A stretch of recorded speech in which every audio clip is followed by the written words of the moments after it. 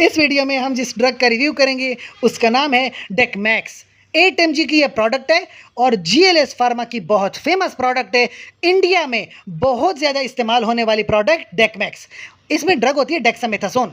Dexamethasone steroid है और steroid किसी पर्सन को आप दे रहे हो तो वजूहात क्या क्या हो सकती हैं। सबसे पहले तो अगर कहीं पे जिस्म में सूजन हो गई है, इन्फ्लेमेशन है, तो इन्फ्लेमेशन को ख़त्म करने के लिए डेक्सामेथासोन या डेकमैक्स इंतहाई यूज़फुल प्रोडक्ट है। इसके अलावा अगर आप देखें तो एक कंडीशन होती है शॉक। शॉक में क्या होता है कि अचानक से इंसान का ब्लड प्रेशर बहुत कम हो जाता है, इतना कम कि इंसान मरने की हालत में होता है।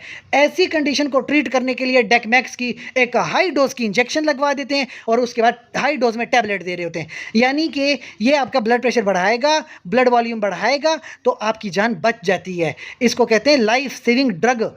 इसके अलावा अक्सर एलर्जीज तो हो जाती हैं लोगों को।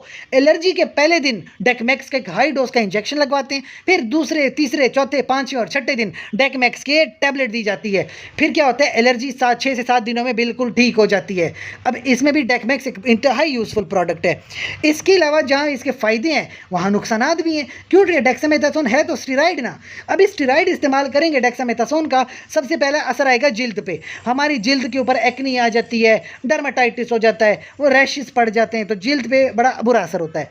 इसके अलावा स्टीराइड के इस्तेमाल से आपके जिस्म के अपने नेचुरल स्टीराइड बड़े डिस्टर्ब होते हैं, जिसकी वजह से डायबिटीज़ हो जाती है, यानी बंदे को शुगर की बीमारी होती है। वो बंदा जो डेक्सामेथासोन का इस्तेमाल एक लंबे अरसे तक कर रहा होता है। इसके अलावा आपके पास कंडीशन है जिसमें जिसम में पानी इकट्ठा होता है। जिसम में पानी इकट्ठा होगा तो बॉडी वेट बढ़ेगा। अभी एक इंसान का बॉडी वेट बढ़ रहा है क्योंकि वो डेकमैक्स की इंजेक्शन या टैबलेट यूज़ कर रहा था, इंजेक्शन यूज़ कर रहा था, बॉडी में फ्लूइड एक्युमुलेट हो रहा है, उससे बॉडी का वेट बढ़ रहा है। ये कोई अच्छी बात नहीं है, ये बड़ी बुरी कंडीशन होती है।